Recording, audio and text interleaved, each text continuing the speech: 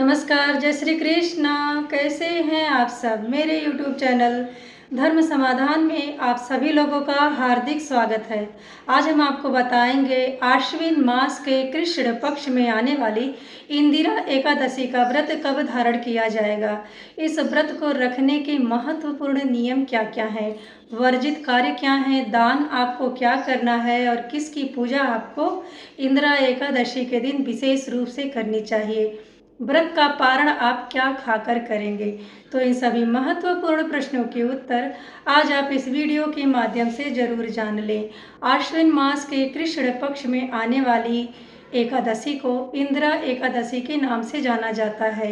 इसे पितृ एकादशी भी कहते हैं। यदि आप इस एकादशी का व्रत करते हैं तो पद्म पुराण के अनुसार आपकी 7 पीढ़ियां तर जाती हैं। आप चाहें तो अपने पितरों की मुक्ति के लिए, उत्तम लोक की प्राप्ति के लिए, उन्हें नरक से स्वर्ग लोक पहुंचाने के लिए इस उत्तम एकादशी व्रत का पालन कर सकते हैं, इस व्रत को रख सकते हैं। आप जब भी इंदिरा एकादशी व्रत धारण करें तो आप व्रत का संकल्प लें। आप संकल्प लेते समय जिस भी पितृ को इस एकादशी का पुण्य लाभ देना चाह रहे हैं उसका भी नाम आपको संकल्प लेते समय जरूर बोलना चाहिए। यह पितृपक्ष में आने वाली एकमात्र दुर्लभ एकादशी है, इसलिए सभी श्रद्धालु भक्तजनों को, मेरी माताओं को, मेरी बहनों को इस एकादशी का व्रत जरूर धारण करना चाहिए, क्योंकि इस एकादशी का महत्व ना अन्य एकादशियों की अपेक्षा और भी अधिक है। हमारे धर्म ग्रंथों एवं शास्त्रों में बताया गया है कि प्रत्येक वर्ष में 24 एकादशियाँ आती हैं। प्रत्येक माह में 2 बार एकादशी आती है, एक बार शुक्ल पक्ष में और एक बार कृष्ण पक्ष में। तो यह कृष्ण पक्ष की एकादशी है जो इंदिरा एकादशी है। आप इसका व्रत रख करके अपार पुण्य की प्राप्ति कर सकते हैं। आप सूर्योदय से पूर्व जगें और स्नान ध्यान करने के बाद में सूर्य नारायण को अर्घ्य दीजिएगा।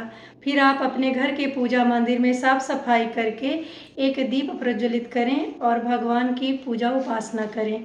हाथ में आप इस तरह दाहिने हाथ में मुद्रा बनाइएगा और यहीं आपको तुलसी दल, थोड़ा सा तिल, जल और कुछ द्रव्य दक्षिणा रख करके व्रत का संकल्प लेना चाहिए। संकल्प में आपको अपना नाम, गोत्र, स्थान जरूर उच्चारित करना चाहिए। जो भी विधवा महिलाएं, कल्याणी महिलाएं इंदिरा एकादशी का व्रत रखती हैं वह अपने पति के गोत्र का उच्चारण करेंगी, और अगर आप चाहती हैं तो आप अपने व्रत के पुण्य लाभ को अपने पति को भी दे सकती हैं। ठीक इसी तरह से ही यदि आप एक तलाकशुदा महिला हैं, आपको व्रत का संकल्प लेते समय अपने पिता के गोत्र का उच्चारण करना चाहिए। फिर आप एकादशी व्रत को धारण करें। आप हाथ जोड़कर नारायण से कहें, हे नारायण, हे केशव, हे जगत के पालनहार, करुणा निधान, आज हमने इंदिरा एकादशी व्रत का धारण करने का संकल्प लिया है। हे मेरे ईश्वर, हे मेरे नारायण, मेरा यह व्रत निर्विघ्न पूर्ण हो, ऐसी कृपा, ऐसी दया, ऐसा सामर्थ्य आप मुझे प्रदान करने की कृपा करें। इतना बोलते ही आपका व्रत संकल्प संपूर्ण हो जाएगा और आपकी एकादशी व्रत शुरू हो जाएगी। जब भी आप पूजा उपासना कर लें तो बड़ों का आशीर्वाद जरूर लेना चाहिए, क्योंकि अभिवादनशीलस्य नित्य वृद्धो यशे विना चत्वारि तस्य वर्धयन्ते आयु विद्या यशो बलम। यदि आप किसी से प्रणाम करते हैं, किसी बड़ों का चरण स्पर्श करते हैं, आयु विद्या बल बुद्धि में आपकी वृद्धि होती है। अगर आपके बड़े आपसे दूर हैं तो फोन करके भी उनका आशीर्वाद लें। आप इस दिन शुद्ध सात्विक आहार ही ग्रहण करें। किसी भी स्थिति परिस्थिति में आपको भोजन का प्रयोग नहीं करना चाहिए। जो भी मेरी माताएं, मेरी बहनें, जो भी मेरे भाईजन एकादशी का व्रत करते हैं उन्हें 10वीं तिथि से ही नियमों का पालन करना चाहिए। आप 10वीं तिथि से ही प्याज, लहसुन, मांस, मदिरा का सेवन ना करें, अभक्ष भक्षण का सेवन ना करें, किसी पराये के घर जाके भी आपको भोजन नहीं करना चाहिए, किसी दूसरे व्यक्ति के दिए गए हाथ का जल भी आपको ग्रहण नहीं करना चाहिए। इस दिन आप झूठ ना बोलें, व्यभिचार ना अपनाएं, किसी भी जीव जंतु पशु पंछी को आप मारे पीटेंगे, प्रताड़ित नहीं करेंगे, क्योंकि तुलसीदास जी ने कहा है, ईश्वर अंश जीव अविनाशी, प्रत्येक जीव जंतु में ईश्वर का वास होता है। आप कभी भी किसी असहाय को मारे पीटे तो बिल्कुल नहीं, लेकिन एकादशी के दिन विशेष रूप से इसका ध्यान करें। एकादशी व्रत के दिन आप एक दिन पहले या बाद में या व्रत वाले दिन भी दाढ़ी कटिंग शेविंग नहीं कराएंगे।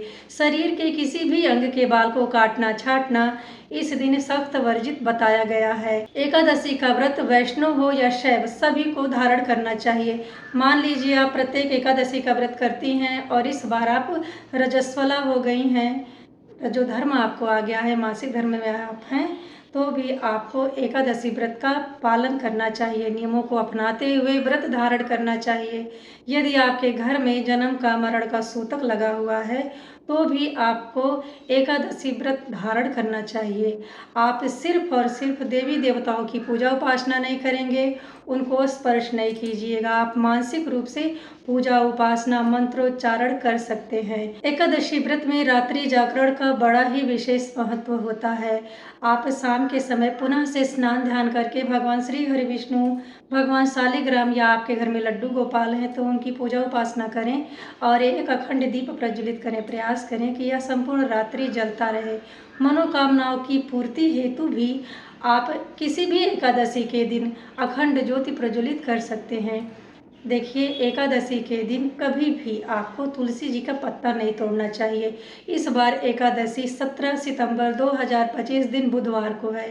मंगलवार को भी पत्ता नहीं तोड़ा जाता, तो आप प्रयास करें कि सोमवार को ही आप तुलसी जी का पत्ता तोड़ के रख लीजिएगा, क्योंकि बिना तुलसी पत्र के भगवान श्री हरि विष्णु हमारे जगत के पालनहार कोई भी भोग प्रसाद स्वीकार नहीं करते हैं।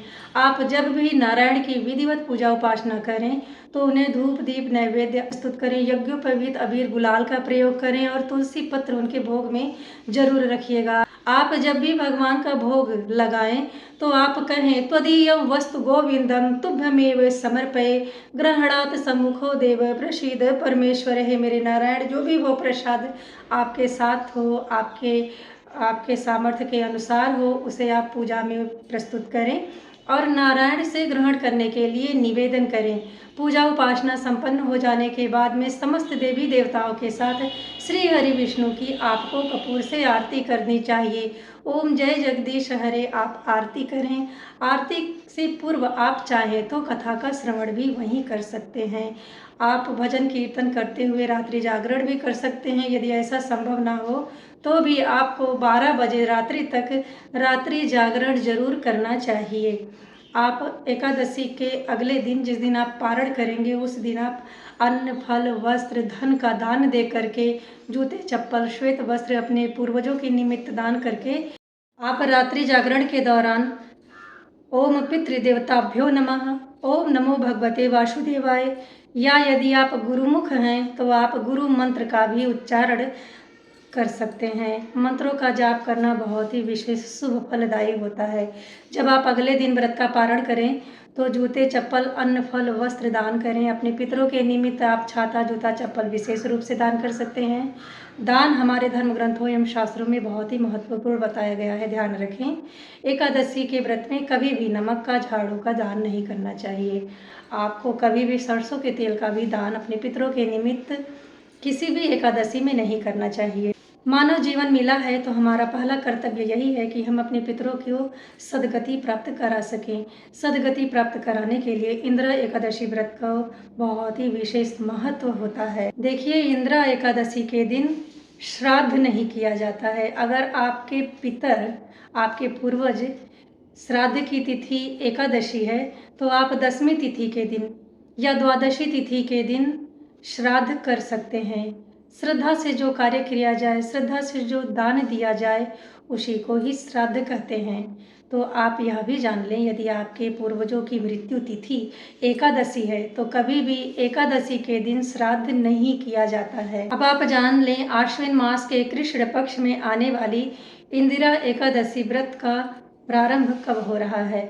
तो यह 16 सितंबर 2025 की रात्रि को ही 12:12 पे होगा और यह 17 सितंबर 2025 दिन बुधवार को रात में 12:39 पर समाप्त हो जाएगा। उदयकालीन तिथि के अनुसार इंदिरा एकादशी का व्रत 17 सितंबर 2025 दिन बुधवार को ही धारण किया जाएगा। आप शैव हो, वैष्णव हो, शाक्त हो, किसी भी संप्रदाय को मानने वाले हों, आपको इंदिरा एकादशी का व्रत 17 सितंबर 2025 दिन बुधवार को ही धारण करना चाहिए। आप इंदिरा एकादशी व्रत का पारण 18 सितंबर 2025 दिन बृहस्पतिवार को सुबह 6:10 से लेकर के 8:30 के बीच में कर सकते हैं। आज हमने आपको इस वीडियो में इंदिरा एकादशी व्रत कब धारण किया जाएगा, नियम क्या है इस व्रत को रखने के, इसकी महत्वपूर्ण जानकारी देने का प्रयत्न किया है। यदि आप इस वीडियो से जरा सा लाभान्वित होते हैं तो कमेंट बॉक्स में जय श्री हरि विष्णु जरूर लिखें। वीडियो लाइक करें, शेयर करें और चैनल को सब्सक्राइब करना बिल्कुल ना भूलें। मिलते हैं अगले वीडियो में, तब तक के लिए नमस्ते।